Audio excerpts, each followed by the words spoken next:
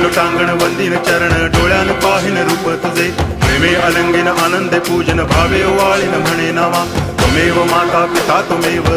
बंधुश्च सखा त्वमेव विद्या करुणं त्वमेव सर्वं मम देव कायेन वाचा मनसेन्द्रियैर्वा बुद्ध्यात्मना वा प्रकृति स्वभावा करोमि यद्यत् सकलं परस्मै नारायणायति समर्पयामि अच्युतं केशवं रामनारायणं कृष्णदामोदरं वासुदेवं हरि गिरिधरं माधवं गोपिकावल्लभं जानकीनायकं रामचन्द्रं भजे हरे राम।